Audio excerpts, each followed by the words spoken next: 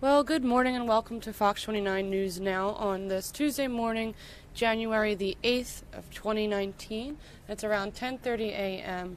And this is a live look over the Benjamin Franklin Parkway. You can see the Philadelphia Art Museum in the back there on this foggy morning. Well, according to police, on Monday, January 7th at approximately 10:45, police and fire rescue responded to the 4200 block of McAllister Avenue for a radio call of an auto accident.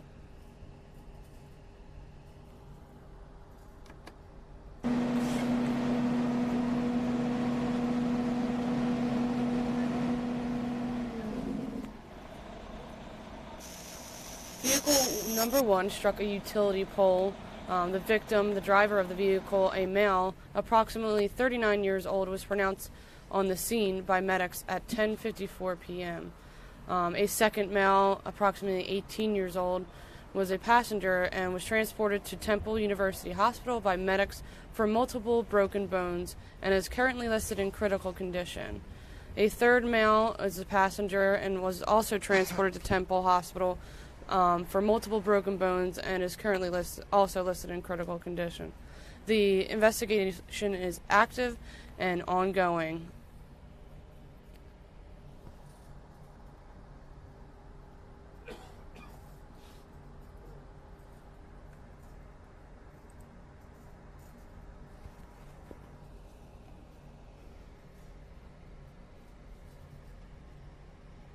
Philadelphia police released 2 new surveillance videos this morning, and they are seeking the public's help in tracking down these suspects.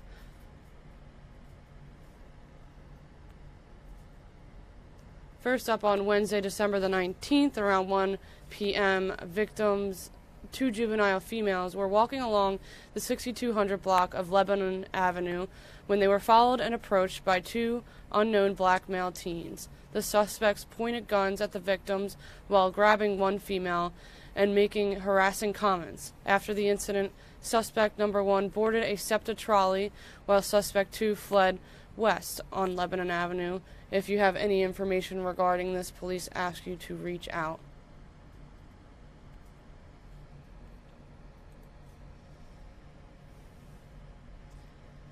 The second video released was an arson, and here is that video. On December 23rd, Philadelphia and fire departments responded to a report of a fire at Gold Medal Environmental Recycling located at 1620 South 49th Street. Upon arrival, officers and firefighters observed a fire inside a recycling debris area. The fire quickly spread to 3 alarms before being brought under control. There were no reported injuries. This video of the fire depicts that what appeared to be an unknown white male who approached a recycling debris area and applies an open flame to the debris, causing the fire. The male then exits the area. Police are also asking you contact them with any information regarding this.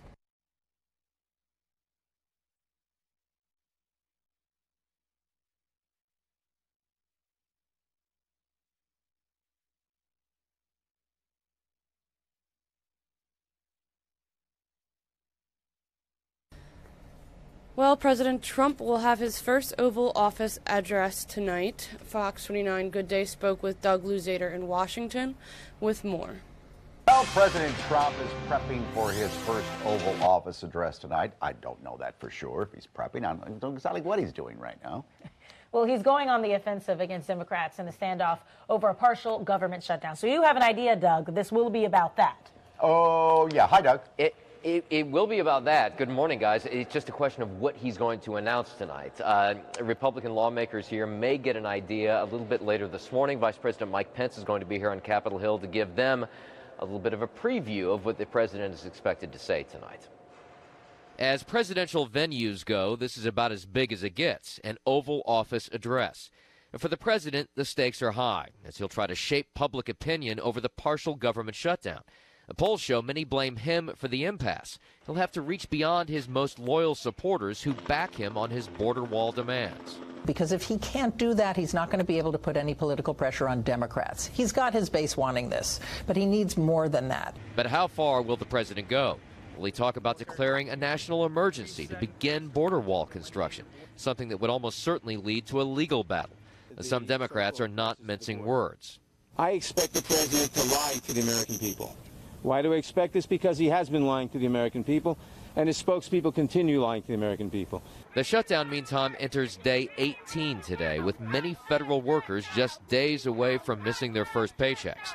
There were reports of long lines at airports due to absences among security screeners. But the TSA says for now this is just typical for the holiday season. Once the checks stop, though, all bets may be off.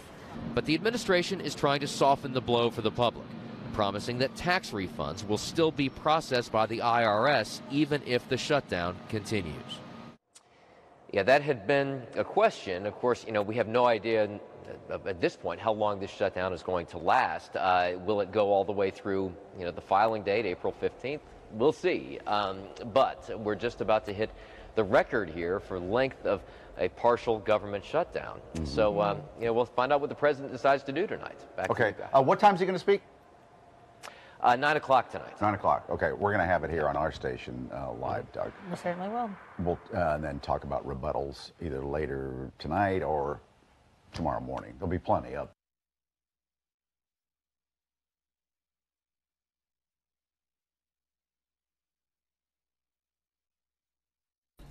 This video is from earlier. Secretary of State Mike Pompeo spoke while in Jordan as a part of his Middle East tour that also includes Saudi Arabia, Egypt, Bahrain, United Arab Emirates, Oman, and Kuwait. So here is a look at that speech just this morning.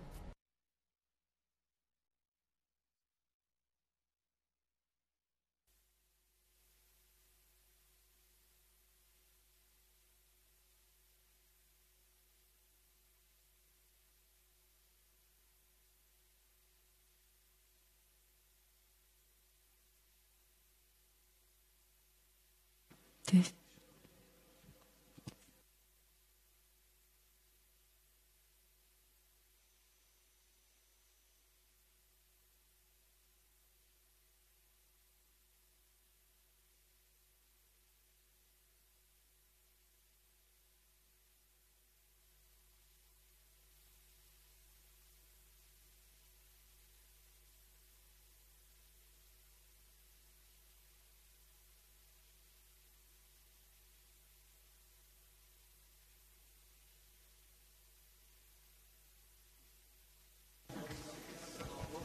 يعطيكم العافية. رح نبدأ المؤتمر الصحفي خلال دقائق.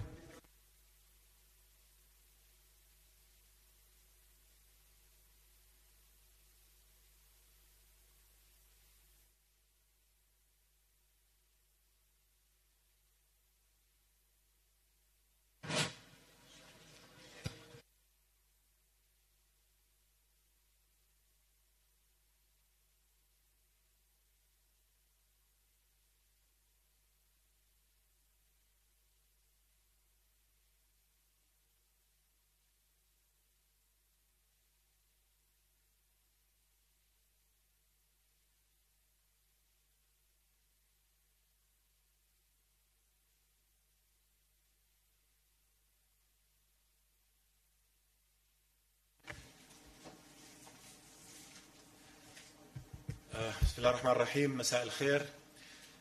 It is a tremendous pleasure.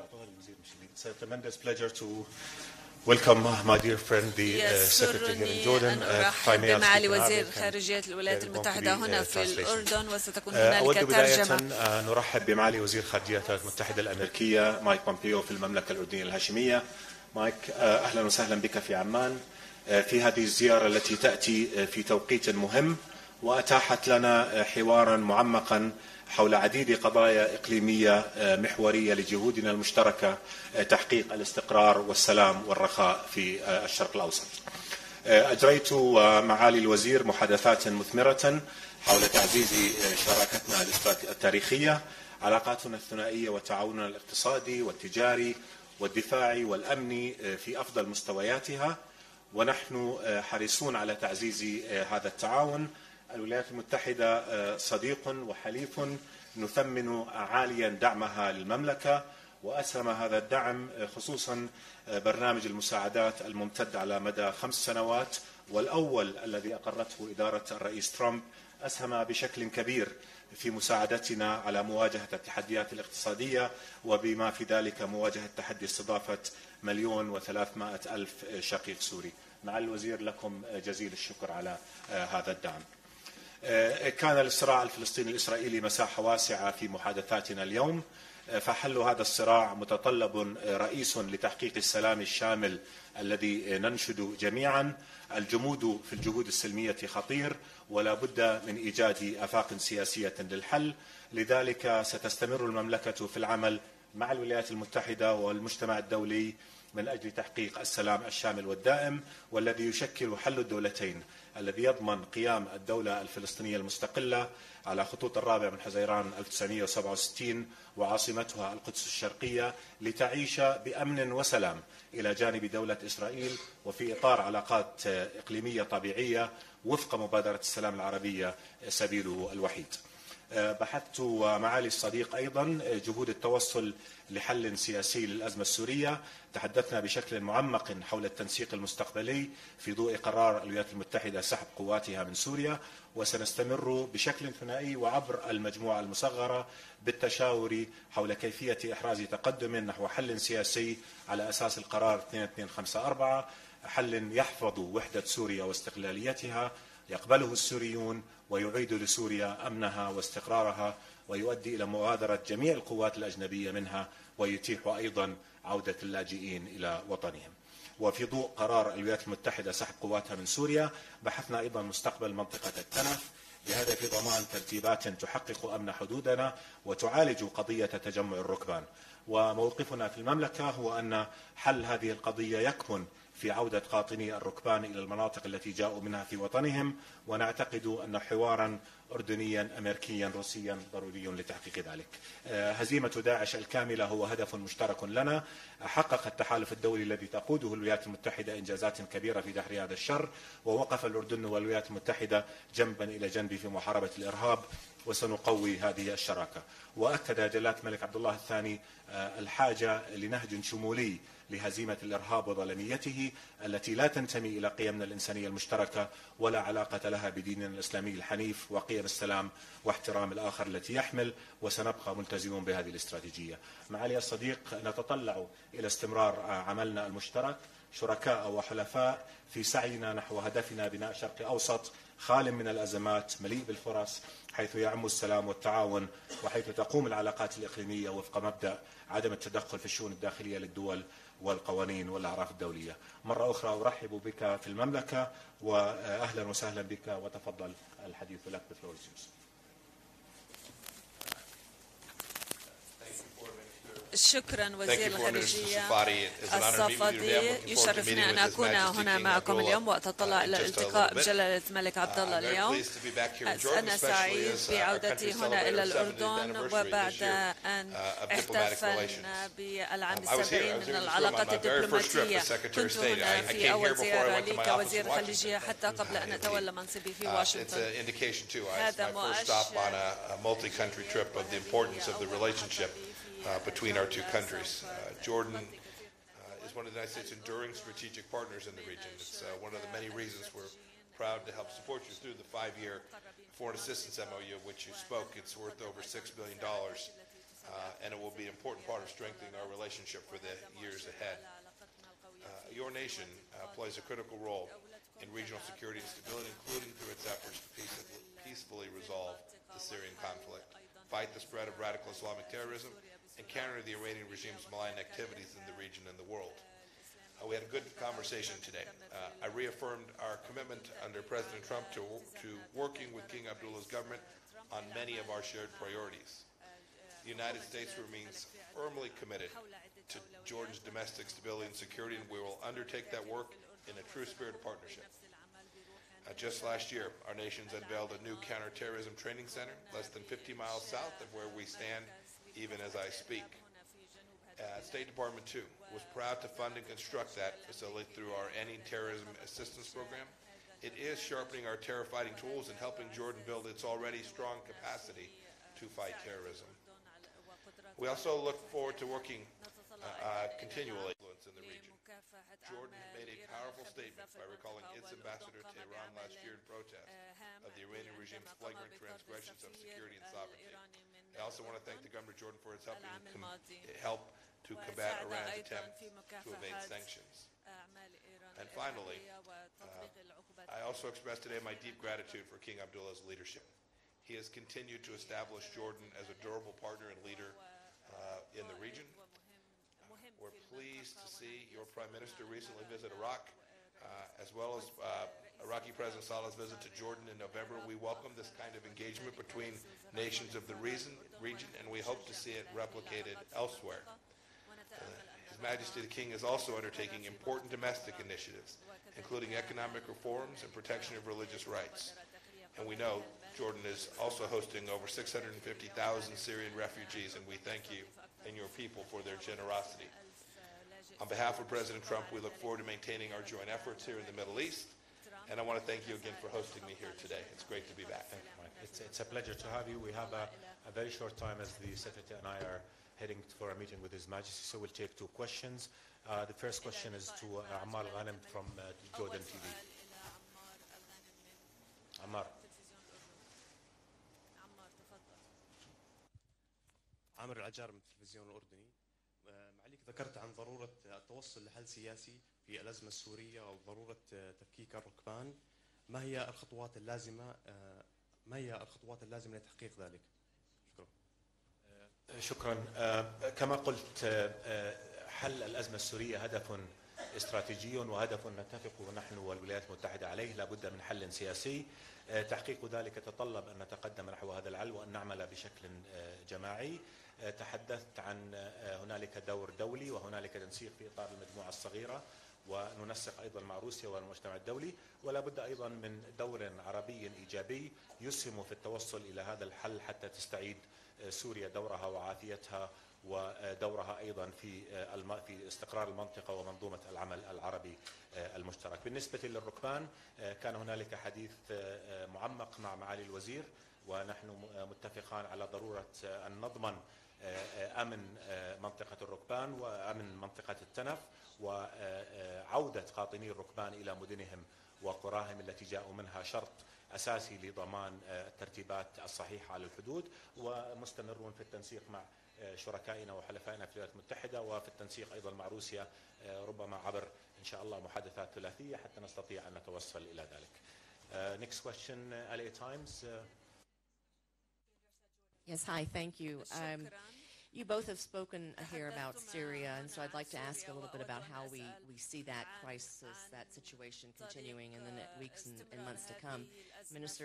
Secretary Pompeo, how do you intend to maintain the anti-Iran coalition with your allies here in the region, even as these same allies are welcoming Syria back into the fold, back into the Arab League and such? And at the same time, you are receiving pretty significant pushback from Turkey, which is another key player in this. And Minister Safadi, you spoke a little bit about the role of Jordan that you see in here as the Americans leave. How do you see that? Are you worried about their departure? Is it premature? Do you see Jordanian troops having a role in this? And then separately, you spoke about the Palestinian peace process. You mentioned East Jerusalem as a capital and a two-state solution, neither of which this administration has very wholeheartedly embraced. So now the allies turn to the Golan Heights, where Bibi Netanyahu is asking for U.S. recognition of their sovereignty over that. What do you think should happen with the Golan Heights? Thanks. So let me try and take your first question first, if that's okay. The counter-Iran revolution is our coalition is as effective today as it was yesterday, and I'm very hopeful it will continue to be effective and even more effective tomorrow. This is not just about a particular tactic that we take amongst the coalition. This is about a combined understanding that the most significant threat to the region is Daesh and the Islamist revolution and their revolutionary efforts in the region. There is, I won't speak for Foreign Minister Safadi, but there is enormous agreement on the risk that that poses to Jordan and to other countries in the neighborhood, and that battle continues. The President's decision to withdraw our folks from Syria in no way impacts our capacity to deliver on that. And you'll see in the coming days and weeks, we are redoubling not only our diplomatic but our commercial efforts to put real pressure on Iran to achieve what it is we set out for them back in May. Now, these are simple asks. We ask of the Islamic Republic of Iran to behave like a normal nation, and the coalition is just as committed to it today as it was yesterday. You're done? Yeah, go ahead. Let me just say something on Iran. We all have problems with Iran's expansionist policies in the region. We all want to make sure that whatever threat there is mitigated. All Arab countries, and I think the United States too, would want healthy relations based on the principle of non-intervention in the internal affairs of the other and respecting the sovereignty of other countries. If that is achieved, if everybody abides by international norms of behavior, then there will be no problem. So for as long as there are policies that are counter to these principles, then we will continue to have issues with the policy. On the withdrawal, I just have to say that the United States and Jordan have always been strong allies. We've always coordinated, and we trust that we'll continue to coordinate, and our security is something that has always been taken into account by our allies in Washington, and we trust that we'll continue to have this kind of relationship. This is a solid partnership, particularly when it comes to defense, to security against Daesh, against ISIS. We've both side by side. We'll continue to do that, and we're fully confident that our allies and us will be able to address whatever new developments in a way that is mutually beneficial for both of us. On the peace process, look, I mean, Jordan has been consistent all through. His Majesty has been more than clear that the Palestinian-Israeli conflict is the key conflict in the region, and its resolution is the only path to comprehensive peace, which we all want. All Arab states, Jordan included, have said we wanted comprehensive and lasting peace with Israel, but we also said in order for that to happen, the legitimate rights of the Palestinians, but particularly their right to statehood and freedom on June 4, 1967, with East Jerusalem as capital, is a must. So we're going to continue to do that. And again, as friends, as allies, we might have agreements and disagreements, but you can count on us always having a frank and open and thorough discussion towards to see how we can overcome differences and move collectively in an effective manner towards our common goal of peace and stability. The Golan Heights is an occupied Syrian territory. International law is clear on that. It has to be treated as such, and therefore our position is that Israel needs to withdraw from that territory, again within the framework of a peace agreement that will deliver the comprehensive peace that we want. The Arab Peace Initiative has been on the table since 2002 as an offer, as an invitation for Israel to come and sit on the table with a view to reach a comprehensive peace that will also address Israel's rights to security and acceptance and normal ties with the Arab world. This is our position, and we'll continue to stand by it because we believe it's the only way to achieve the comprehensive peace that we all want. I want to thank you so much. We've got to run. We have a meeting with His Majesty now, so thank you all. And secondly, again, it's always a pleasure to have you with us. Thank you, sir. Thank you.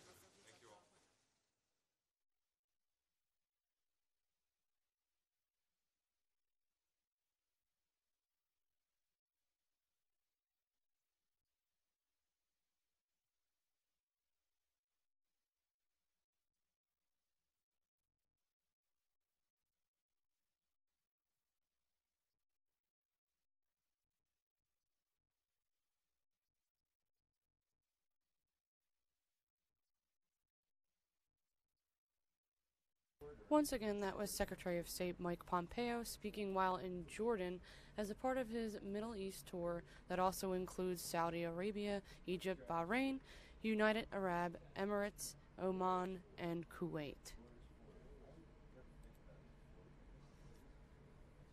Well, how do you feel about tipping your airline flight attendants? Well, one airline thinks you should. Fox 29 Good Day spoke with Fox Business Coordinator Tracy Carrasco.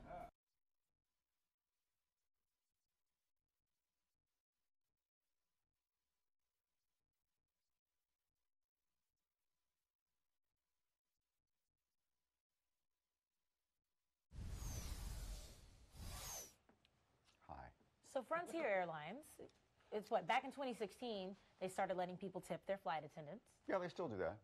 Yeah. But now they want to change how it's like dispersed between the flight attendants. Because before, Tracy, what, they all had to split it up amongst all the people. Like a bartender and the wait staff.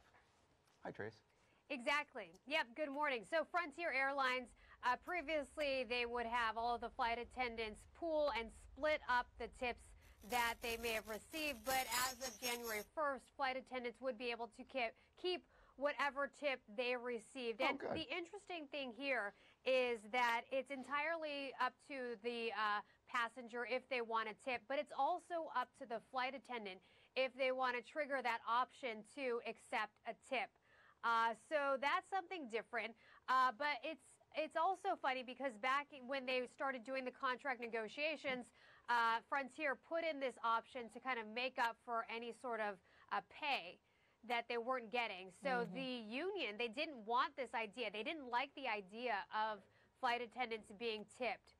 So once the airline put this option into play, that's when they started fighting for, okay, let's have the flight attendant then be able to keep whatever tip they make. Right. So I don't know if we could really see other airlines implementing this, because I think the big argument is this takes away from their primary function as someone who helps with the safety. It treats them more like a restaurant staff if they're receiving a tip.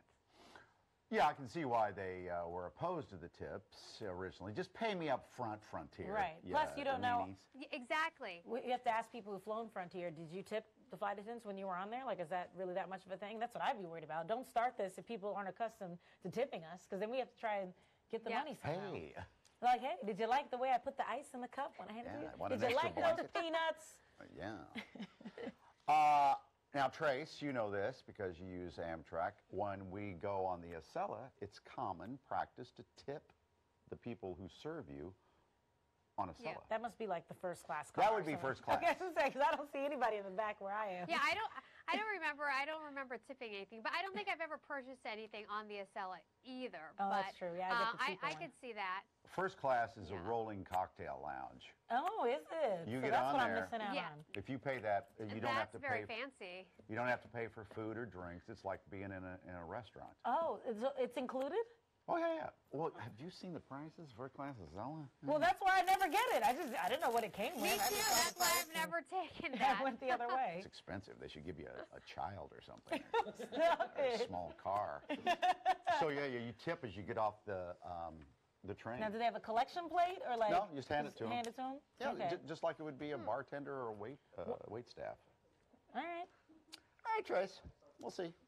All right. Thanks, Tracy. See you tomorrow. I wonder if, again, people who've flown Frontier, is it when you're buying like your drinks and stuff, and when you swipe your card, is that where you have to tip, or how does that work for them? I would imagine, unless you just give them Money as you head off? a 10 as you walk off. It seems kind of cheesy, doesn't it?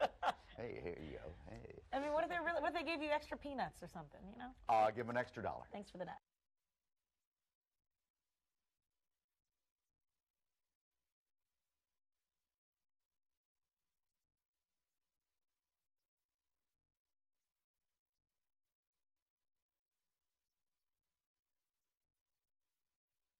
Over to New York, where Mayor Bill de Blasio is announcing Tuesday that the city is rolling out a program to provide health care to all New York City residents, including undocumented immigrants. New York City Care will ensure health care for the estimated 600,000 people without health insurance in the city. Health care will be guaranteed to all residents, regardless of someone's ability to pay or immigration status.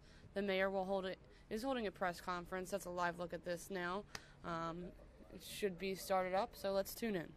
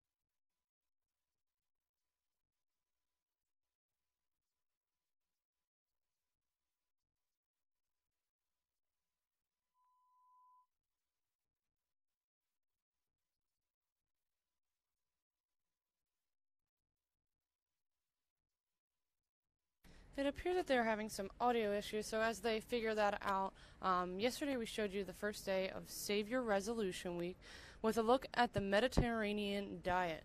Today, Fox 29 Good Day spoke with dietitian Teresa Shank about the flexitarian diet. Here's a look at that video from earlier this morning. Yesterday, I had to make a crummy little graphic for paper and a Sharpie. It was a lovely graphic, Mike.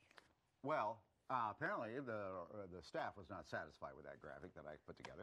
So one of our editors put this together. Okay, rescue And they resolution. changed the name. I know it.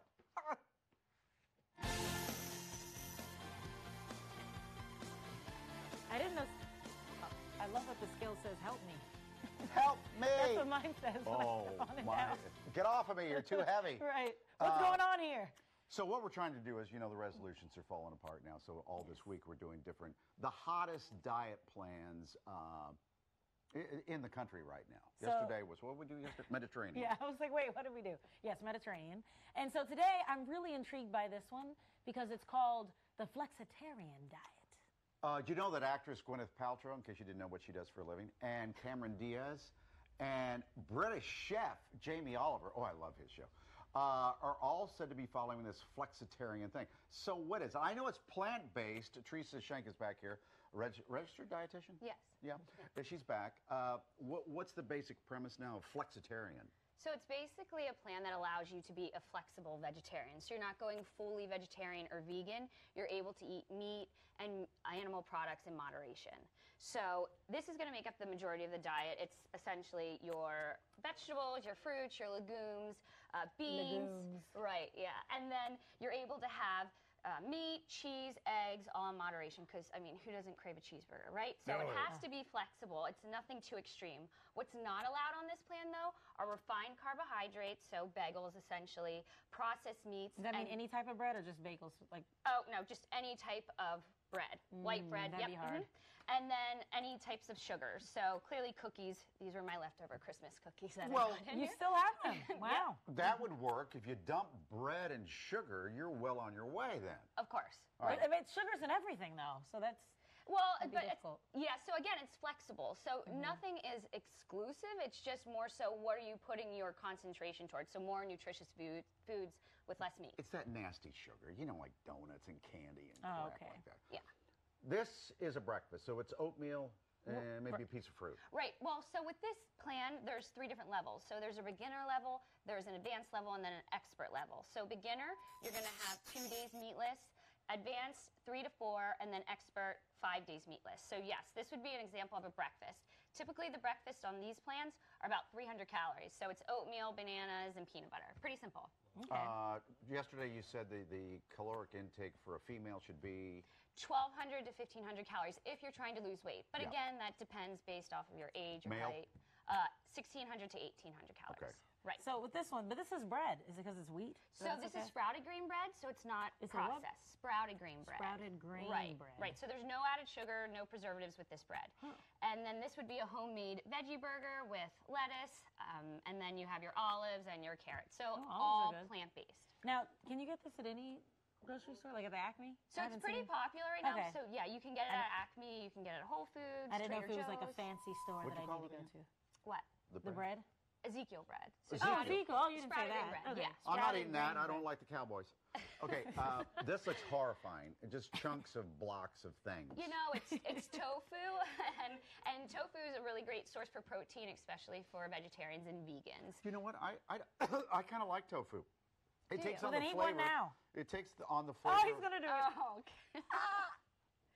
What do you think? Well, it's not taking on the flavor of anything yet. It's just tofu. Yeah, it needs to be like mixed in something. But the broccoli and the quinoa, I'm all for. Yep. So this is a perfectly balanced vegetarian or vegan meal. Snacks. And then there's 2 snacks with this plan. So each snack is around 150 calories. So you would just have your nuts and your berries, and then veggies and hummus. So pretty clean. I and like nutritious. hummus. Again, we're trying to lose weight. This isn't going to be a party, folks. Right.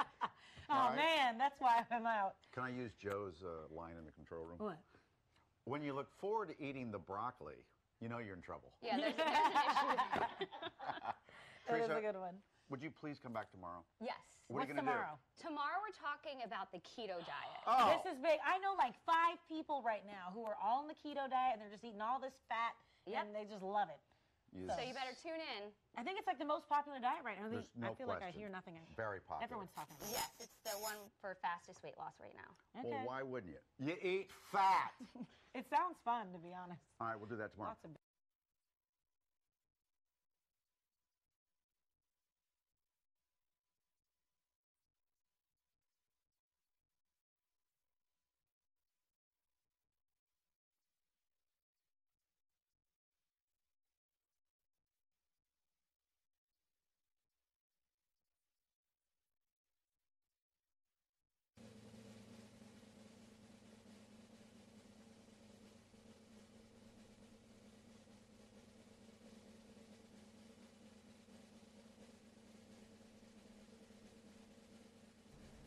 Here's a live look of Governor Ron DeSantis, who is being sworn in as Florida's new governor. This is taking place in Tallahassee, Florida.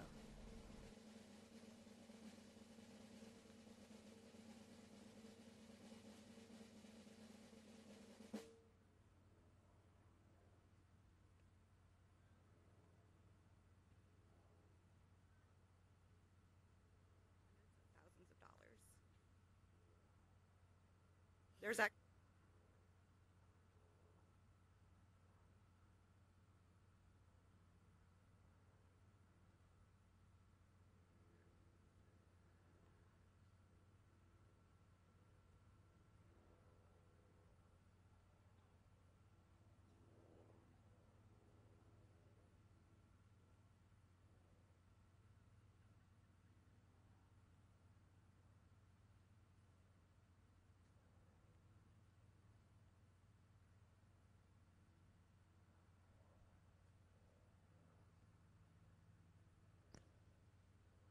Please remain standing for the singing of the national anthem by the Tallahassee Boys Choir Performing Arts Academy.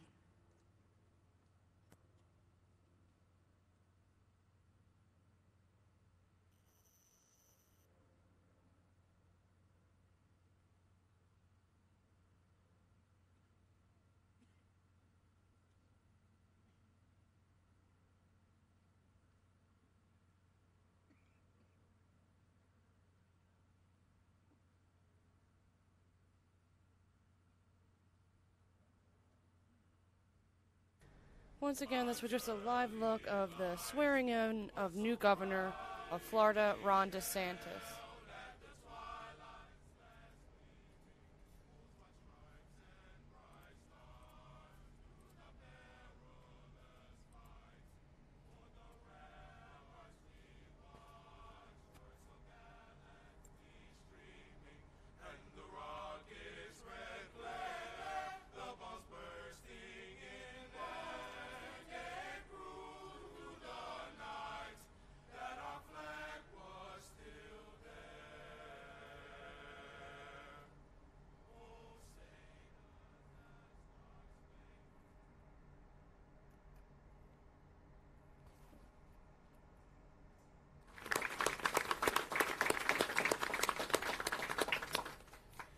This is why we need to guarantee health care for all New Yorkers. It's as simple as that. Because no one should have to live in fear. No one should go without the health care they need. Health care is a human right. In this city, we're going to make that a reality. In this city, we're taking that ideal and putting it into practice. From this moment on in New York City, everyone is guaranteed the right to health care. Everyone.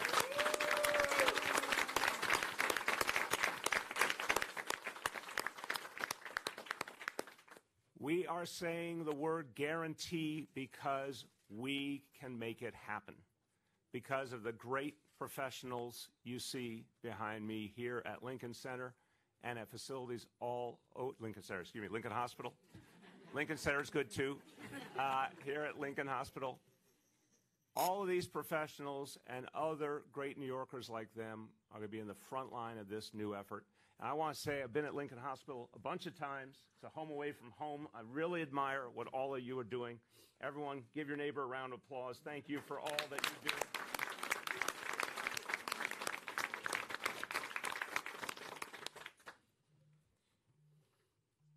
For too many New Yorkers, they live in fear. They live in fear of getting sick. They don't know where to turn. They don't know how they're going to afford health care. About 600,000 New Yorkers do not have any health care coverage at all. That's as many people as live in the entire city of Milwaukee or the entire city of Baltimore. 600,000 people with nowhere to turn except the emergency room, which is exactly the last place we want to see people go. Today, we take a huge step forward because we're telling people it's guaranteed. That's going to change people's lives, and it's going to change the way they act. Because when you know something is guaranteed, you act differently. You behave differently. You now know it's there for you. It's meant to be there for you. It's not something you have to fight for or struggle for. It's not some maze you have to complete. It's guaranteed. It will be accessible. It will be available. The idea is no one should have to wonder. And I can say, you'll hear from Shirlane in a moment, but when we were young parents in particular, we spent a lot of time trying to figure out where to get our kids what they needed. When we were older parents, we spent a lot of time trying to figure out how to get services for our children that we didn't know how to navigate. And there's lots and lots of New Yorkers who are in a much, much tougher situation than we were in. What we know is if people don't know they have a right to something, they're going to think it's not for them. They're going to think there's nowhere to turn. You know what? You know how many people in this city every single day know they're sick and they don't have a doctor they can turn to and they don't have enough money in their pocket, so they just go off to work sick and they get sicker? And it ends so often in an emergency room, a situation that could have been prevented so easily if people just knew there was a place to turn. When this plan is fully implemented, every New Yorker who needs a doctor will have an actual doctor with a name and a place. They're going to have a card that will empower them to go to that doctor whenever they need. A primary care doctor, an actual person that you can turn to, that's your doctor. And the specialty services that will make all the difference, whether it's maternity or GYN, let me do it again, GYN care, whether it is mental health care, and you'll hear from the First Lady in a moment, which has been so hard for people to access for so many years, pediatric care, you name it. The things that people need will be available to them. And this is going to be a difference maker in their lives. The message will be, go get the health care you need when you need it. Don't wait. Don't feel it's not for you.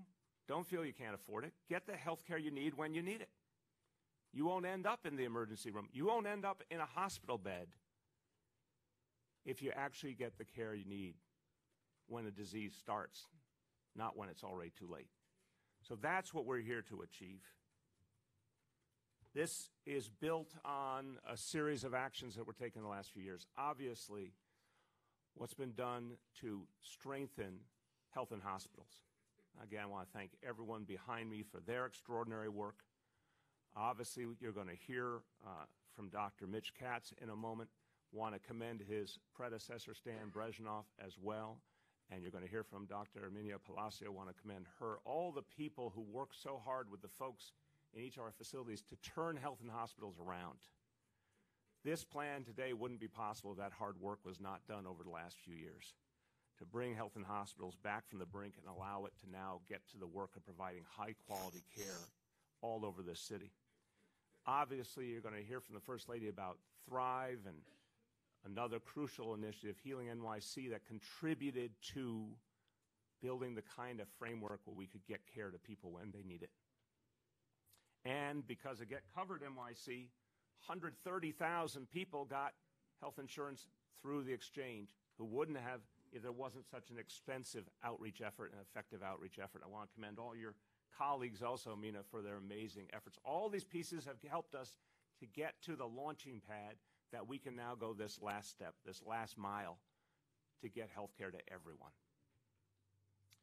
So, look, you might say right at the jump, is this something that ideally should be handled in Washington, D.C. or in Albany? Yes, it should. Let me just make that clear at the outset. The solution, the ultimate solution, is single-payer health insurance for this whole country, or Medicare for all. That's the ideal. That's what we need. And I strongly support the single-payer bill that's going to be considered in Albany this spring. Because if Washington won't act, then our state government should act. But you know what? We don't wait here in New York City. We don't wait. We're not going to fall for the trick of hanging around waiting for Washington, D.C. to solve our problems. We're going to solve our own problems in the meantime. And we're going to work for those bigger changes. But our people need health care right now. They need it right now. And we can get it to them. And I think by New York City acting, the biggest city in the country acting, is actually going to create momentum for those bigger changes. Because people all over the state, all over the country are going to see, you know what? Universal health care really should be the goal. And we all need to get to work to make it happen. I would note one more point about Washington. In the last couple of years, there's been tremendous focus, tremendous energy, pinpoint precision in Washington among Republicans trying to reduce the amount of health care people get, trying to take away the right to health care, trying to water down Obamacare and debilitate it. Lots of time and energy has been put into taking away health care from tens of millions of people. What we're doing here in New York City, we're getting health care to a lot of people who never had it before. We're going the opposite direction. We're going to get it to everyone.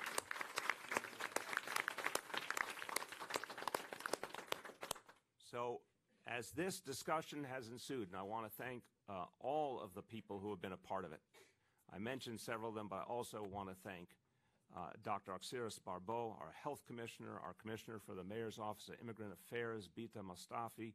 Our OMB director will be with us here shortly, Melanie Hartzog.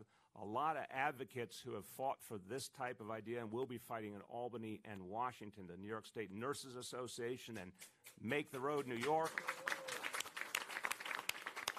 And the New York Immigration Coalition, and of course Planned Parenthood at NYC. All these organizations have been fighting for health care for all. When I asked my team, what is it going to take? I said to them, here's the idea. Universal health care. Everyone gets served. Guaranteed health care for every New Yorker. What's that going to take? And it has to come with a clear ability of every New Yorker to get to an individual doctor that is their own, a primary care doctor that they will know by name and will be there for them. What's it going to take? And this plan, NYC Care, this plan we announced today, will achieve that goal, will achieve that vision. It has been years in the making, but we're finally ready to ensure that every single person gets served. I'll conclude by saying this. When you think about the people out there, the 600,000 people out there who have no coverage at this moment, they're all different kinds of New Yorkers. Some of them are young, and as Mina said, they think maybe they don't need insurance. Well, I'm here to tell them everyone needs coverage. Everyone needs a place to turn. Some folks just can't afford the policies that are on the exchange. Some people can't navigate the system. They find it overwhelming. Some folks are our neighbors who happen to be undocumented. What do they all have in common? They need coverage. They need health care. And we know this is the approach. We take the public option that is Metro Plus, we build it out, we strengthen it, we get it to more and more people, and we take the strength of our public health system, and we make it easier to use, and we make it user-friendly, and we make it accessible, and we give everyone that doctor by name, and we change the whole way people get health care. NYC Care is going to make a difference. For those who can afford something, they'll pay on a sliding scale. For those who can't afford anything, care will be for free. No one will be turned away, and care will be comprehensive. That is what we believe in New York City. Those are New York City values. No one gets turned away. Everyone is respected.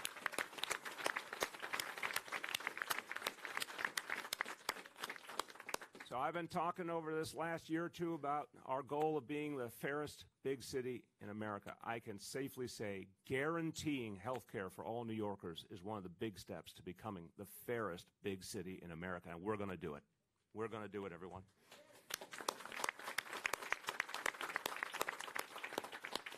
A few words in Spanish. No vamos a esperar más para hacer frente a esta crisis de atención médica. Hoy estamos garantizando cobertura de salud para todos los neoyorquinos. No importa si tengan documentos o dinero.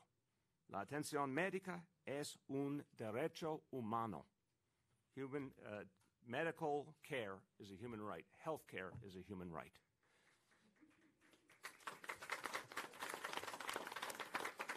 Now, the idea of being comprehensive would never work if it was just about physical health care. It only works if we include mental health care. 1 in 5 Americans, 1 in 5 New Yorkers deals with a mental health challenge every single day. And the reason in this city we are talking about mental health care in the same sentence with physical health care, the reason we have parity in everything we do, including the initiative that we announced today, is because our First Lady fought from day one to end the stigma, to make sure everyone got the care they needed. My pleasure to introduce Chirlane McCray.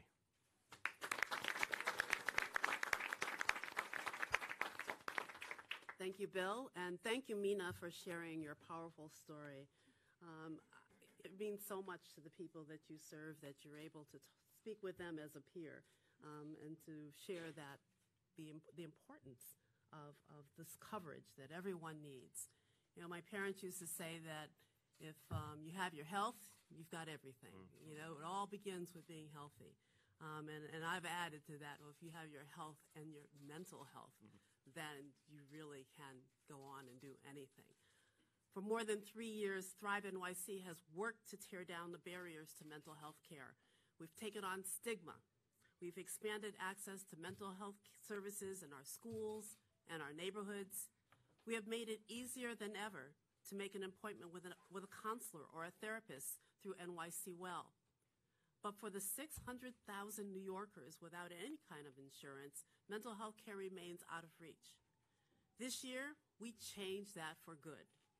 Guaranteed health care means guaranteed mental health care. There is no such thing as comprehensive care without mental health and substance use services.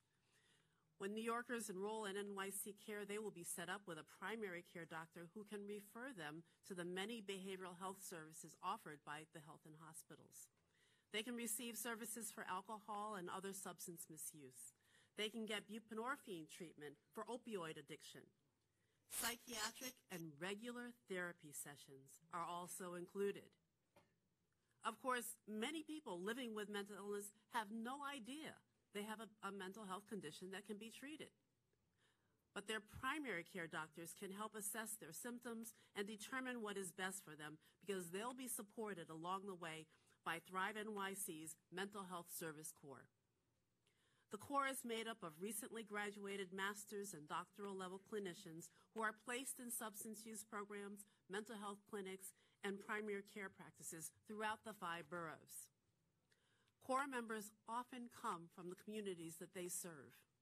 They speak many languages, represent the cultural and ethnic backgrounds of New York City.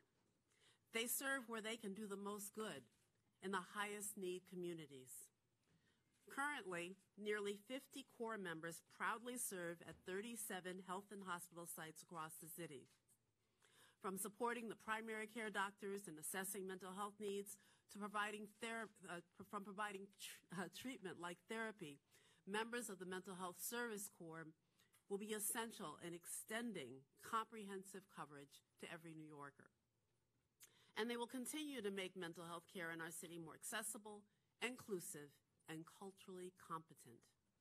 With today's announcement, New York City is taking yet another leap ahead of the rest of the nation in mental health. No other city or state provides this level of care to all residents.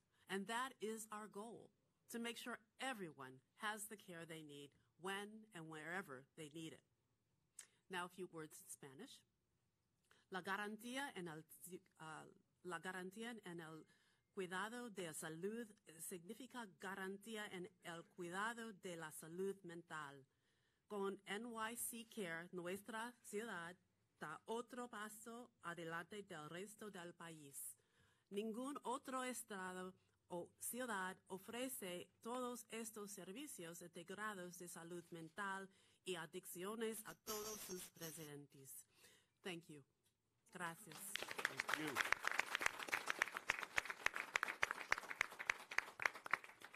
I want to emphasize in English the last point that Charlene made in Spanish. When this is fully implemented, it will be the most comprehensive health system in the nation. It literally means all 8.6 million people will have some form of coverage and will have access to health care, both physical and mental health care. There's no place in the country that has yet reached that goal. We will reach it here. And it makes us very proud as New Yorkers. Now, this wouldn't have been possible, as I said earlier, without extraordinary efforts to revitalize health and hospitals. And that was a very lofty goal some years ago. But Dr. Herminia Palacio believed it could be done. She had great partners that she brought in to help achieve this goal. And we put the time and the energy and the resources into it, and it is all bearing fruit now. And I know she is proud of that, and she's especially proud to be back in her native Bronx. Our Deputy Mayor, Dr. Herminia Palacio.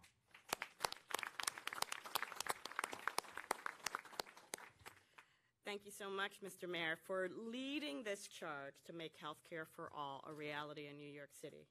Thank you, Mina, for sharing your story. And I am so excited to be here, not just in the Bronx, but to be here in New York City in this administration for today's announcement of NYC Care, which is our commitment to guaranteeing health care for all New Yorkers. As a physician, I know how vital health care coverage is in facilitating the use of primary care and preventive care. We've made incredible strides already here in New York City in connecting New Yorkers to health insurance. As the mayor mentioned, nearly 8 million New Yorkers already have health insurance thanks to the Affordable Care Act. And thanks to people like Mina and initiatives like Get Covered NYC, the uninsured rate in New York City is nearly half what it was in 2013. However, even with these great efforts, there are those among us who live without health insurance because they can't get it or can't afford it. And NYC Care is here to help us keep our city healthy and to guarantee comprehensive care for all. We will boost our efforts to link eligible New Yorkers to Metro Plus. We will connect those without health insurance or who can't afford health insurance to health and hospitals for high-quality, coordinated care. Because it's not just about having health insurance, it's knowing where you can go for care, it's feeling welcome when you get to care, it's being treated with dignity when you walk through the walls, it's being treated in the languages that you understand, with the sensitivity of people who actually care about your well-being. It's about guaranteed care. So as Deputy Mayor for Health and Human Services, I am delighted to be here and to help make New York City the healthiest place to live. A few words in Spanish. Estoy contenta de estar aquí con ustedes hoy para anunciar nuestro compromiso para garantizar NYC Care y seguro médico para cada neoyorquino.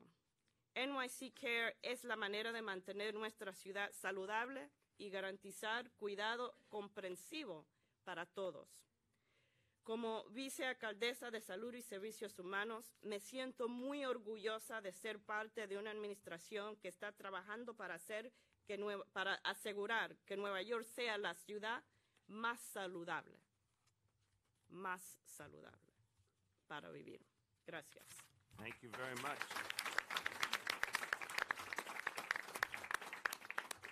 Now, I'm going to turn to Dr. Mitch Katz, the President and CEO of Health and Hospitals, and he's done extraordinary work in his time here, deepening the transformation of health and hospitals, giving it the potential now to lead in a new initiative like this. Health and hospitals will be key to our effort to guarantee health care for all New Yorkers.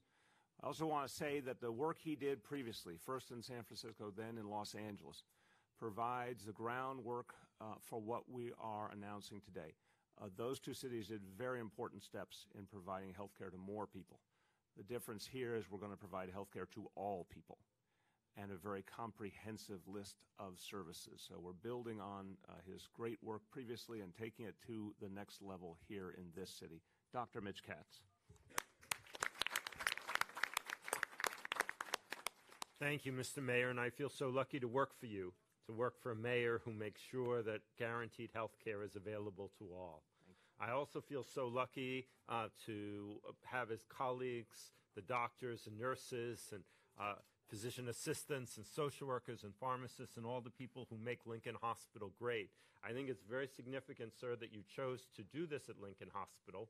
First, Lincoln Hospital is among the 10 busiest emergency rooms in the United States. Yep. Not in New York, in the United States.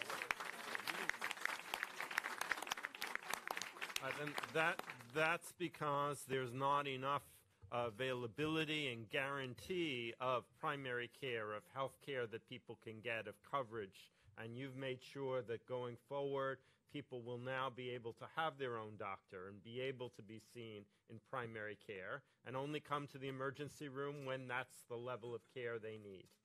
The other reason I think it's so significant that you chose Lincoln Hospital is Lincoln Hospital is a place where the doctors took over the hospital. They pushed out administration. They ran the hospital. So what was their demand? Were they demanding more pay? No. Were they demanding better working conditions? No. They were demanding better services for the people who lived in the South Bronx. And they were angry at the fact that the city was not providing the services that the people here needed. Mitch, it's a beautiful analogy, but you have to tell them when it happened. A while ago? A long while ago. But now you are... It took a little while. I think it was the 1970s, if I remember correctly. Took a little while for the dream to come true, but now the dream of those professionals is swimming true. But it's here, and so I'm just very proud to be part of it. Thank you so much, sir. Thank you, Dr. Mitch Katz, for that inspiring yet confusing story. Thank you. All right, to our friends in the media, we are going to open up to questions on NYC Care. And then after that, we'll give people a chance to go back to other things they have to do, and we'll take other topics as well. Yes, David? A couple questions. Practically, you mentioned there's going to be a card and everyone will have their own doctor. What are the wait times you're anticipating? How will the card work? Slow down. We'll do them all. We'll get to all of it, but let's start at the very beginning, the card and what it achieves, and then we'll talk about the wait. So, Armenia, Mitch, who wants to explain the vision? And again, we'll start immediately. It will be fully implemented over the next few years. Explain the vision. So I'll begin. The vision is really for this card to be a membership card. It's a membership card for the services at health and hospitals. It's around building on the work that Dr. Katz has already done to shorten wait times to primary care, and I'll let him expand. It's about being able to have, for people to be able to have a number that they can call to get actual solutions to the problems that they need.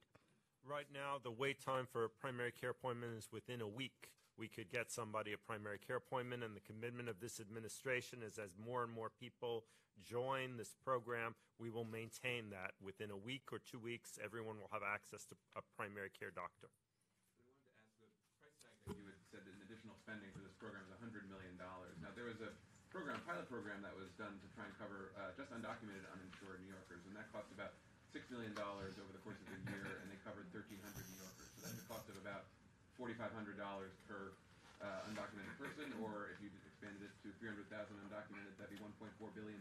Yeah, fair question. Because that was a very small pilot with a whole different concept. This is about a whole guaranteed approach for all New Yorkers, and so it changes the economies of scale, and it changes the whole approach. We recognized over time that we had to find a way to get health care for everyone. And again, we saw almost two equal-sized pools of people, folks who were eligible for insurance but weren't getting it for whatever reason, and folks who were undocumented. We wanted one large solution for everyone. And we believe that this is going to be possible for several reasons, and I'll turn to my colleagues to articulate more. But For one thing, we're spending a lot of money right now, and we're not spending it the way we want to, because people go to the emergency room. So yes, everyone was applauding because it is a measure of their professionalism that they can handle serving people in one of the 10 toughest emergency rooms in the nation. That's something to applaud. But everyone behind me wishes people were not getting their first care at the emergency room, right? Which is incredibly inefficient and costly. Also, a number of hospitalizations are caused because people didn't get care earlier and better. So we're talking about a vast amount of cost that we can avert if we had a system that actually universally provided care. And I think the pre-K analogy is really important here. It's one thing, we're glad we tried the pilot, but again, we realized along the way we needed a much bigger, more comprehensive solution. There's a big difference when people know maybe they'll get something versus it is guaranteed. The minute something is guaranteed, people respond to the guarantee. When they hear more and more people around them, when they see more and more evidence the guarantee is working, they pick up on it, which means more and more people will see, hey, my neighbor got a primary care doctor. I never had a doctor, but now my neighbor goes to Dr. Jones, and Dr. Jones is 5 blocks away, and this is working. I want that too. And more people will pick up on it. So you have a lot of savings over time by not having people get health care the wrong way. That's the first part of the answer. You guys want to add? Yes, specifically on your question, that was a pilot program, had a large research arm. This is really about delivering care, not about doing the research. So we've incorporated some of the valuable lessons into the development of the program. This is about delivering care, building on the success of the transformation and the stabilization of health and hospitals' finances, building on the success of our efforts and understanding around the ACA. So this is really connecting all of those threads and building upon it to guarantee care for that remaining bucket of people who don't have either insurance, can't afford insurance. Go ahead. Remember that the costs of the expensive part of healthcare is hospitalization, expensive radiologic tests. Because we have an existing system, those costs are already in the system. What needs to be in the system is primary care, preventive care. Those things cost less, but they yield huge benefits over time. So we'll get you some specific models to see, but I think the point is there's a kind of smoothing here. I'm not a doctor and I'm not a budgeteer, but I can put it into simple terms. There's a smoothing that occurs when you take a group of people who are getting very expensive care much later than they should, and that is a huge burden on the healthcare system. Instead, you get those people earlier, better care, avert emergency room visits, avert hospitalizations. You can serve a lot more people if you can serve them more effectively and efficiently on the front end. That's a key to why this is possible. Another key, David, is the health and hospitals has been in a whole process of renewal and can provide a much more efficient product. And that's another reason why we think we can get a lot more done with the resources we have and these additional resources. Go ahead. I just wanted to see, maybe this is for Dr. Katz, the wait times. When you testified earlier this year at City Council, you said that people with Metro Plus for the first primary care appointment, the average wait was 3 months, and for specialties, it was 4 to 6 months. And I guess I want to see if that has changed as radically as you suggest, but also what impact is, not 600,000 people might not all come at once, but yes, they will not all show up on one day, I assure you.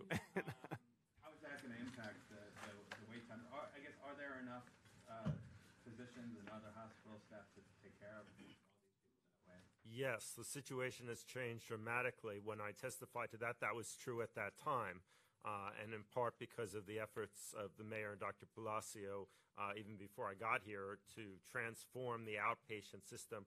We've hired a large number of primary care doctors, and that's why I can tell you with confidence that right now the waiting time, within a week or 2 weeks, we can guarantee someone a primary care appointment. Okay. Specialty care is improved. There's more distance for that to go, but by the time people are enrolling in the summer, it will be markedly shorter. Right. Go ahead. I have two questions. The first one has to do with the cost, and obviously it's probably coming from the city budget. But my question is, are there any estimates to how much you'll actually save by having people have primary care physicians as opposed to going to the ER where it's exponentially more expensive? Absolutely, Marcia. So again, we'll get people some of the breakouts later in the day, but I want to give the basic point of how we're able to achieve this with an additional $100 million a year as it eventually builds out, is because there is a lot of money right now in our health system that can be used a lot better.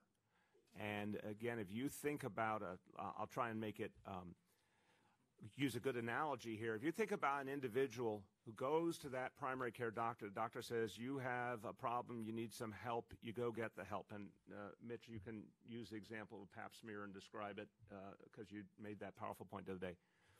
You get the help on a timely basis. You don't end up in a situation where you now have an advanced disease that requires a prolonged hospitalization. We all know how bad that is for people, but also how expensive that is for our healthcare system. Obviously, anytime you're seeing a primary care doctor or a specialist and you're getting your issue addressed, that's immensely better and cheaper than going to an emergency room, and a much better experience. So some of this, again, is that a lot of money is being spent right now in a very inefficient manner because, tragically, our healthcare system got built around a lot of people not being insured and the emergency room being the default place to get healthcare. We want to flip the script. We want to get everyone covered in one form or another. The emergency room truly should become a last resort. Would you give that example on the pap smear? Absolutely. I know that if someone came to our trauma center, they would get amazing care. What I want to make sure of is that a young woman who needs a pap smear gets a pap smear in a timely way, and that's why primary care is so important. Cervical cancer is 100% a preventable disease by getting regular pap smears and getting any treatment. If undetected, cervical cancer is one of the most horrible ways to die. So we have a simple test, preventative. That's what our focus should be. And just to help point out, I don't know the answer, but I assume one of you two might. What's the percentage of women who don't get a pap smear, so that we have some frame of reference here of how many more people we would like to serve? Do you have a sense of that? We can get that to you. Okay, I think that'd be helpful. Yes. Okay, go ahead. My other question has to do with the politics of this. You pointedly said that it should be being done in Washington and in Albany. Yep. So I wonder, does this furnish your liberal credentials, the city's liberal credentials, and does it put pressure, at least on Albany, if not Washington, to do something like this? It puts pressure on Albany for sure for action. But the reason we're doing it is to serve the people in New York City. I mean, let's start at the beginning. If this issue had been addressed already, we wouldn't have to take this action. The discussion in our country of the need for a national health care plan began with Harry Truman in the 1940s, and we're still not there. In fact, in 2017, we took a step backwards when the Republican Congress voted to undermine Obamacare. So literally from the 1940s to today, we still don't have a universal approach to health care. That's left New York City in a really bad place where hundreds of thousands of people don't have anywhere to turn. We wanted to solve that problem for our people. But there's no question that also puts pressure on Albany to act. And one day it might contribute to putting pressure on Washington to act as well, to see that it can be done and it needs to be done. There's the politics of the fact that we have a system that's broken in our nation and has to be addressed, and we in this city are doing something about it, and other cities have to take matters in their own hands as well. That's a political reality.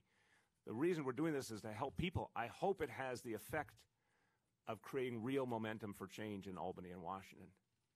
Mayor, with New York City taking the lead in coverage for all, including undocumented, is it possible then New York City becomes a magnet for people who have some illness that they want to get treated and come here for it? It's a very fair question, Rich, but we've seen other situations where this city is a very compassionate city. It has been for generations, but we have not seen evidence of that with other things that we do, honestly. I mean, I've asked this question very systematically of my team on other fronts. We don't see that. This is going to benefit the people who are here and part of our community now. In the end, I think this is also part of coming to grips with the fact for our city, but even more so for our nation. Hundreds of thousands of people here who are part of our community, part of our workforce, our neighbors. We have to recognize that ignoring that reality isn't getting us anywhere. In the country, it's 11 or 12 million people. And if they're sick all the time, do we think that's moral? Do we think that's healthy? Do we think that's smart? No, they need care too. We want them to be healthy for themselves, for their kids, in their workplace, for everyone. So I think this is very practical in the end, while simultaneously, based on a set of values that we hold in this city. If everyone knows they can get health care, people will actually go and get it. But up to now, people have thought, I don't know how to get that. It's not for me. It's too expensive. It's too difficult. And they don't get it. And they put it off, including our young people. And one of the things we saw in the research was striking. A lot of young people, as I said, some of them you would call working class. Some of them you might even call middle class. Delay getting insurance at their own peril. We want to make it really easy for them, too, to get insurance, and that's better for everyone. Go ahead, Grace. Question about the cost of this, because there's a sliding scale, is that right? And so who gets insurance for free, and who is going to have to pay, and how is that determined? So, again, what we'll do in this session is give you the top lines. More detail will come out in the course of the day. We've been joined by our budget director, Melanie Hartzog. So between Melanie, Armenia, Mitch, who wants to describe the basics of the sliding scale concept? Sliding scale will be for all of the services. It will slide to zero for people who don't have resources. For people who have the ability to pay, we'll be expecting that people pay what they can. How do you determine, this has come up in the Fair Fares program.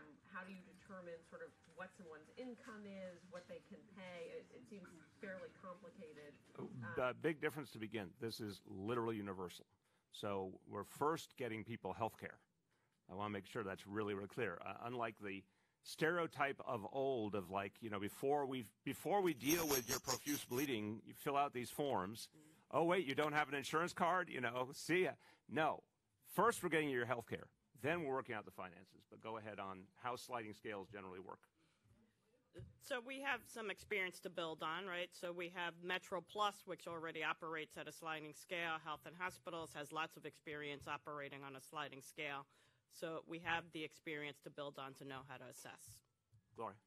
Just to follow up on that question, especially specifically with the question of this being accessible to undocumented immigrants who might have trouble providing proof of income or showing how much money they're earning to determine the sliding scale. So how do you determine that? And then I have a follow-up question regarding... Let's just do that first, and then we'll come to it. Go ahead. That's a great question. It's part of our everyday life is to talk to people about their sources of income, and we understand that not everybody necessarily has filed an income tax return because they may not have a Social Security number, but our financial counselors are used to talking to people about what their sources of income are. And just to play that through, and undocumented folks like everyone else, you get different answers from different people, right? Just to clarify for that. Absolutely. Okay. Is there anything that's going to be part of this program to address people's concerns that if they're coming in to provide information about where they live, residency requirement, you had some of these concerns with the municipal ID program and the federal government possibly being able to tap into that information. Are you going to put any similar safeguards in this to ensure that people... Absolutely. So first of all, I think it's a great point to raise the ID NYC program because, in fact, as you've seen, hundreds of thousands of undocumented people and many more hundreds of thousands of documented people have participated in ID NYC, and I think they gained confidence when they saw that their background information was never shared with the federal government, and we were able to destroy it. Since then, in that program, as you know, we've reduced even what we ask on the front end. But in this case, right now in Health and Hospitals, documentation status is not asked, just the way our police do not ask documentation status. So right there, I think there's a tremendous amount of trust. But yes, on any information, any paperwork, it will not be accessible to the federal government. Juliet? Mr. Mayor, so when does it start? How do people apply? And where is the money coming from? So Metro Plus, which is our public option version of health insurance, exists, but we are going to get it to a lot more people. That's going to start immediately, getting an intensive outreach effort around that. Then as that's being done, a whole customer service apparatus is being built out to make Metro Plus work a lot better for people. And this is a little bit chicken and egg. People will sign up for something if they hear about it and they know about it, but they'll also sign up as they have good experiences or people in their lives have good experiences with it. The more people see an improvement of customer service and it's easy to use and it's fast, the more and more people will get involved. So that'll be ongoing, but starting immediately. The efforts particularly focused on some of the folks who are undocumented. As you heard, a lot of that will be in place starting this summer. That will build out. When it's all brought together, it's going to take about 2 years to get to, and 2 years or a little bit more to get to full strength. But we want to start seeing people take advantage of this quickly with the tools we have, and then they'll get better and more extensive over the course of the 2 years. Is this, let's say, an alternative to Obamacare? How would it work? So I'll start and then pass to my colleagues. Look, obviously there are people who are undocumented who cannot access any form of traditional health insurance, cannot access Obamacare. That's 300,000 right there. Of the remaining 300,000, there's a certain number who can't afford any of the programs currently on the exchange. And then there are people who do not find the insurance on the exchange either understandable or appealing. And we think there's a big audience there that we can pull into this type of approach, particularly when they hear from the beginning you get given a primary care doctor that will be someone you can turn to regularly. I think that's going to be an important feature here. Where is this coming out of the budget? What part of the budget? Well, as I said, it's earlier, first of all, taking the money we already have, and as I said, we've been joined by our budget director, and feel free to jump in anytime you like it, and we'll get people more detail in the course of the day. But the big picture is taking the money we have now and being able to use it better, because we're going to have everyone covered, and that means everyone will focus on primary and preventive care and not end up in the emergency room, not end up in the hospitalization. So partly is taking the money we have now and being able to do a lot more with it, on top of the fact that Health and Hospitals has just gotten a lot better at using the money they have. And then another part of this is the $100 million that we will add into the budget. Yep, please. Sure. Mel, you want to speak to that? Sure. So we do anticipate that at full ramp up, that there are incremental costs that we would add to the budget that would be at least $100 million as the program ramps up. Currently, H&H is in a very good cash position. As we move forward with looking at the implementation, we're going to monitor where they are and see if we need to add funding for the ramp-up portion of it. But just I want to split that into two, and then, Sure. Mel, you can speak to it further if you need to.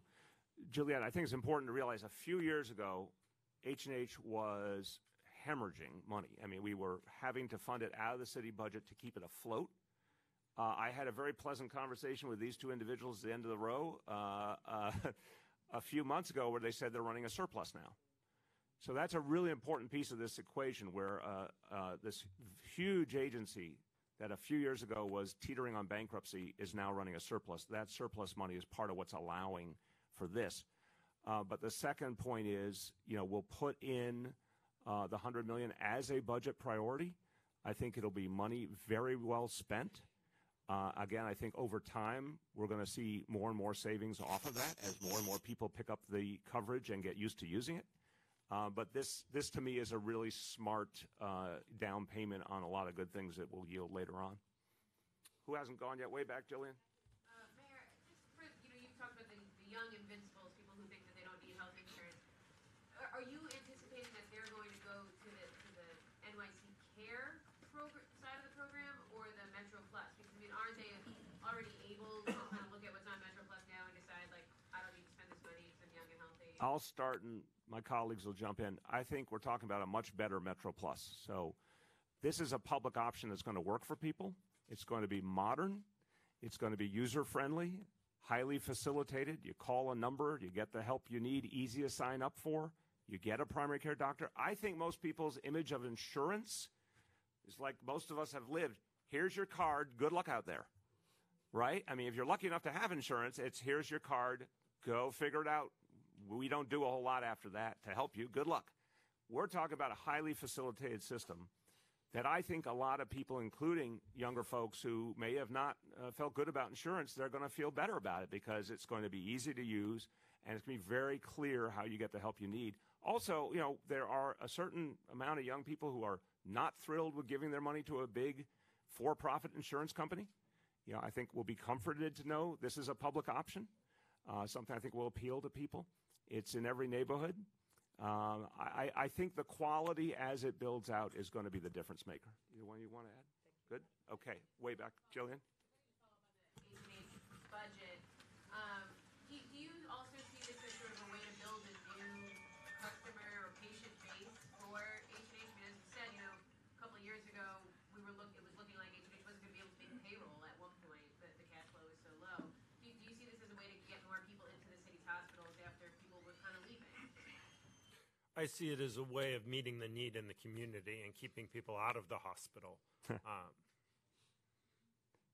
Let me square it. I think that's a true statement, but I think it's going to show more and more New Yorkers that, okay, who's got the technical difficulties over here? Let's turn off that phone for all of us, please. It's going to show more and more New Yorkers that they can get what they need through health and hospitals, unquestionably.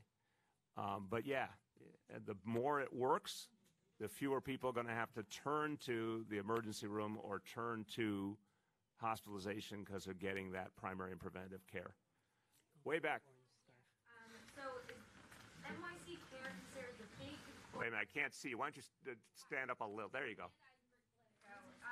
Is NYC Care considered like the big umbrella ad campaign to really push Metro Plus? Like, is that the one thing you're really going to be pushing? You get cards for, and then you're able to kind of keep people within H&H to avoid leakage versus going to the voluntary hospital? I'm going to start and pass these guys. NYC Care is the umbrella concept, everyone covered, guaranteed health care. Metro Plus is the public option. It's the health insurance that can work for a lot of people. But remember, you're starting with 300,000 people who cannot access Metro Plus. NYC Care will still help them directly. Want to add? Yes, so this is, as you say, both. But NYC Care, for those people who are uninsured, is about also making sure that they have a care system, a delivery system that is user-friendly, that is easy, that is accessible, that is quality, that is the care that people deserve, even when they don't have insurance. 1,000 people are really the ones that you're trying to target. H&H already, you know, treats people regardless of their ability to pay. Yeah, but again, I don't want you to miss the sort of foundational point that we treat people regardless of their ability to pay, but the wrong way, because they traditionally are coming in when it's too late, or a lot of people are at least. And a whole lot of the people who could have that public option insurance are not taking it up because they either don't know about it or they don't think it works for them or it's not user-friendly enough or whatever it is. We're trying to combine these concepts into one idea. If I guarantee, because we just went through this with pre-K, so we have a real living, breathing model. The minute New Yorkers knew it was guaranteed, everyone got it. Everyone connected to it who wanted it. It took all the mystery out of it. Now, we could have said, oh, we've got, you know, this program here, and then the next week announced another program, and one's for undocumented, one was for people who are documented. We didn't want to do that. We wanted to say to everyone, one fell swoop, everybody has access to health care now. Everyone is guaranteed health care. To make it really simple and straightforward, because if it's not simple and straightforward, people will not take it up or they will not understand it. So we're going to work with everyone to understand the specifics of each piece, but the umbrella concept is crucial here. Whoever you are, if you don't have existing health insurance, this will get you coverage. Way back. To further simplify things, John or Jane Doe is sick. How does this work? How does this work for them? What happens? You are my personal hero. That's exactly how we need to talk about things. Okay, I'm going to start, pass to the experts. John or Jane Doe is sick. Now they know exactly where to go. They have a doctor with a name and an address. That's their doctor. They know it's affordable. They're encouraged to go to the doctor as soon as they feel sick. How many people in our lives are walking around sick and we're like, hey, you should go to a doctor, and they come up with every kind of excuse? But for a lot of people it is, I don't have a doctor. I don't know where to turn. I can't afford it. We want it to be seamless. You're feeling sick? Go to the doctor. It's easy to know where your doctor is, who your doctor is. If you have questions, here's where you call. You're going to get a human being who's going to answer your questions, help you make sense of it. Someone feels sick and they think, oh, I better not go to the hospital. I better not go to the doctor. I won't be able to afford it now. But now that they've heard the mayor's announcement, they know, oh, health care for New Yorkers is guaranteed. May not be that way in the rest of the country, but here I can afford it because health care is guaranteed to everybody at an affordable price. Now there is a number I can call if I don't yet have a primary care provider, and I've heard that I can now be connected to a primary care provider. If they do go to the emergency room, then the emergency room will be able to say the next time you feel this way, you can see your own primary care doctor. Here's how. So the initial, I'm going even to the very beginning. You call 311. So this is just starting, but when this thing is fully up and running, you call 311 or you go online to the city website and you can right then and there get your card and get the name of the doctor. It's as simple as that. I mean, that gets connected you to where you get the name of the doctor. And who are the, ooh, this is really basic stuff. Who are the doctors? The doctors are behind us. That part was easy. You know, the doctors. But it's also important to know the vision for this, right? You asked a very specific question of somebody needs this care. So they call the number and they have a primary care doctor. Let's say that they are having an after-hours issue and they need understanding about where to get a prescription filled. So they can call this number and get real-time help about what pharmacy would be open, where they could get their prescription filled. They might call and say, well, I am having a sore throat. Where can I go in for an urgent care appointment? They'll get real-time information about how to do that. This is the type of patient-centered, patient-friendly, dignity, quality care that we will be providing. So just to finish, and then Mitch, I want you to talk about the pharmacy element, which is important. So again, 311 or our website to apply, and then once you're in, this helpline 24/7 to help you navigate. And again, this city has some really good examples. 311 does a lot for people. We did a facilitated enrollment initiative around pre-K and 3K that's gotten rave reviews because it was very user-friendly, very positive. Like, let's get to yes, let's find you the right place for your kid. No matter how many times it takes, we're going to work it through. This is the attitude that will be part of this, which has never been seen before by New Yorkers.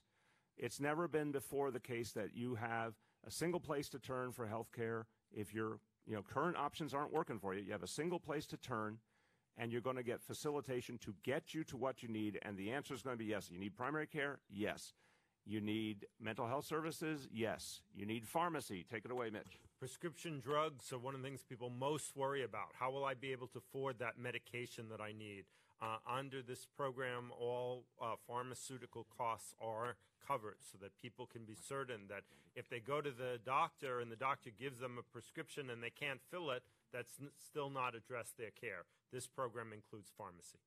I know Charlene wants to add. Yeah, I just want to add that if someone calls 1-888-NYC-WELL, which is our number for anyone who wants to speak to a trained mental health counselor or a peer, they can be connected to a professional while they're online, speaking to one of these trained counselors. They'll get connected to someone who they can go to get therapy from. So I want to make that, just pull that out a little more. So this means for folks who are on the line with NYC Well, and they're talking to the trained counselor, and they say, I need, I'm looking for a place I can get therapy, but I don't have insurance. Right now, we're going to connect those dots because now we have a way to say, okay, we're going to get you coverage. We're going to start by getting you coverage, and then that coverage has mental health services as part of it. So it's adding a whole new richness to what the NYC Well Initiative can do. Okay, we're going to go back to front just to get people who haven't had a chance. Who has not had a chance? Go ahead. No, I'm going back to front. You're getting to you. Go ahead. Way back. Way back. Get up so we can, or get up a little bit so we can see you. There you go. So I've worked for many years and the pharmacies close on the... I'm sorry, are you media or not? No, I'm a physician. We love physicians, but we're just doing media questions right now. Can we just do that? Okay, go ahead. Mr. Mayor, I don't mean to be pushy, but can people call right away to 311 and start enrolling, or will there be an eventual 800 number like the other that we have with NYC Thrive? Is that being worked on? And the other question is... Wait, stay on the first one. A pushy New Yorker? What? I've never seen such a thing. So you should have said, I don't mean to be normal, but so yeah, and that's right. So again, our colleagues will speak to it, but Metro Plus in its current form is available now, but again, it's going to be rapidly improved and made much more available. Some of the other pieces have to be built out more. But why don't you guys speak to, just help people understand what's right now, and then the other stuff gets built out over the next 2 years. So for half the population who are eligible, we can start to help them right now with coverage. For those people who are not yet eligible for coverage, we are providing health care at all our facilities, including this great hospital, Lincoln. But we, over the next few months, because of the mayor's commitment, we're really going to be able to provide a much better customer service. And again, some 1-800 numbers are information. There are lots of those that'll give you some 800 number that nobody else will answer. This is really as in, I have a prescription, it's 11 o'clock at night, I need it filled, where do I go? Or I need to see a specialist, and I was told that there was a 3-week wait, where do I go? So that's what will be available as of this summer. Right, and I just want to pull out one more point. You'll get to your second question. I keep coming back to the pre-K analogy because I think it's a helpful one. When we started, there were families who could get full-day pre-K for free. They were not the majority, but there were some families. We took what existed and we built on it to make it fully universal. There's a similarity here. There are some people now getting insurance through Metro Plus, and there's certainly people getting health care at health and hospitals facilities. What is not available consistently is a universal approach, easy-to-use approach. There's a whole lot of people who could be getting insurance who are not getting it or don't understand it. There's a lot of folks who are undocumented who are coming in for the emergency room, but not for primary care as an alternative. So what we have is some of the pieces. The goal here is to take everything up many levels to a fully comprehensive system that everyone understands, everyone can access, everyone assumes is theirs, and is available 24/7, where the emergency room, again, becomes the last resort, not the first resort. So it will take several steps over basically 2 years. Some of them right now, some of them will build out. But the difference in terms of being able to feel it and explain it to your viewers, the difference is right now we've got something very disjointed that honestly for 600,000 people means they get either no care or limited care.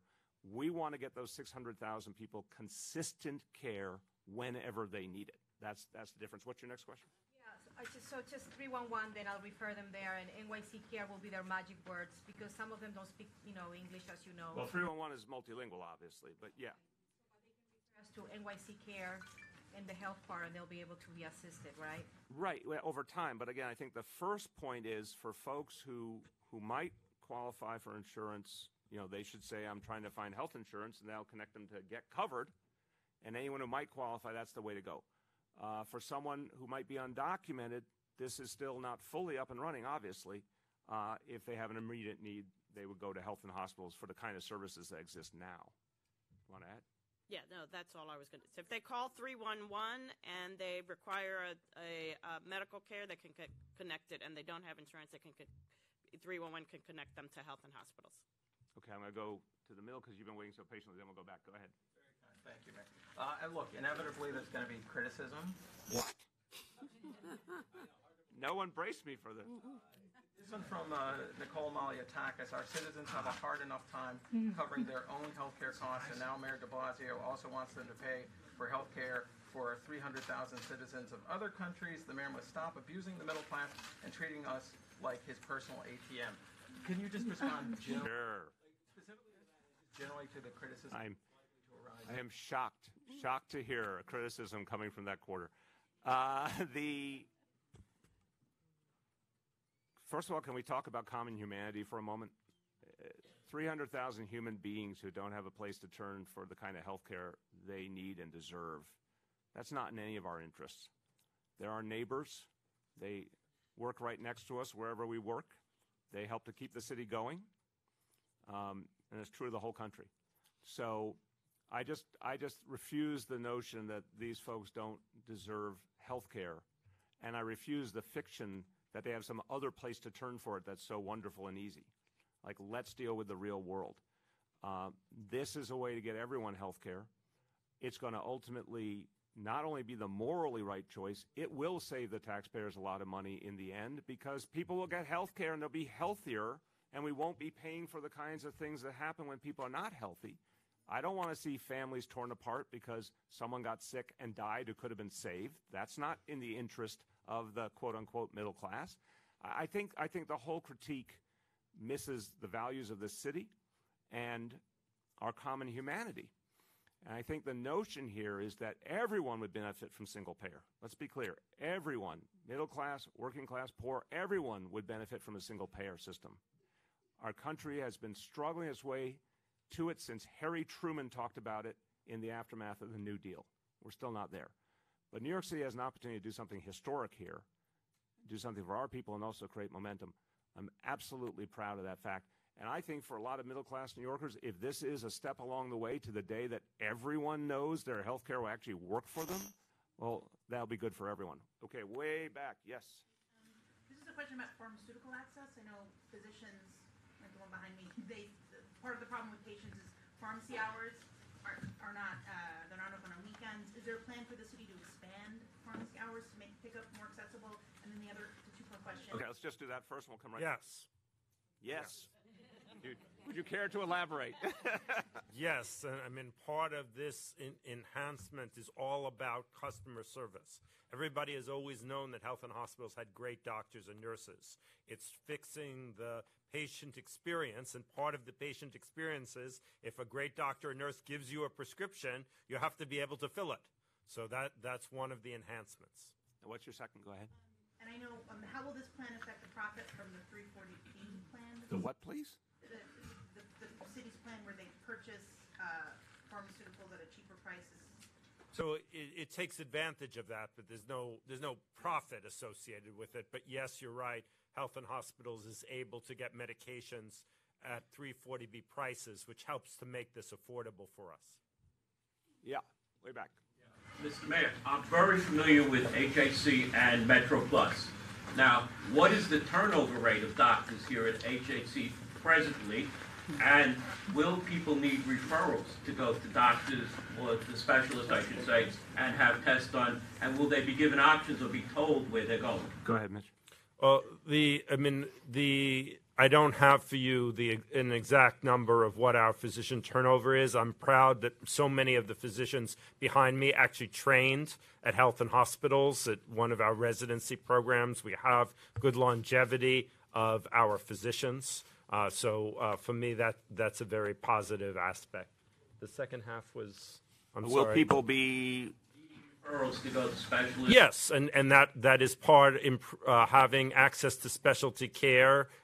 Like pharmaceuticals is a necessary part of healthcare, and we will make sure that people have timely access to specialists. What about options, or will they be shown to one specific person or area? In other words, if someone says, I want to go to Presby, because that's where, that's the particular specialist I wish, that may or may not be possible. But certainly it is meant, I can assure that people will be seeing a competent, well-trained, caring physician in network. Okay, going back. Who else? Go ahead. Does this include any coverage for dental issues for people? Dental services are provided at health and hospitals at multiple facilities at the current time. We're still working on the exact benefit package. For now, I would just say that we're doing dental as a separate issue for people who need it at health and hospitals. Who has not gone? Go ahead. Can you describe how New York City Care will compare to Metro Plus? Is it the same services, equal services, or will it be like a light Metro Plus? In terms of quality of care, it will not be light, it will be equal. What is different is that because Metro Plus is insurance, it would cover somebody who got sick in Ohio, as insurance needs to. Wait, can we clarify that statement? It would cover a New Yorker who was traveling to Ohio and happened to get sick there. Yes, sorry. Yes, sir. Well done. Well done, sir. Yes. Yes. It would not... If a New Yorker went to Ohio, thank you, sir, they would be fully covered under Metro Plus. The New York City Cares is a program that takes advantage, leverages the health and hospital system. So there is no coverage for people outside of the city. Yeah, please. How much closer does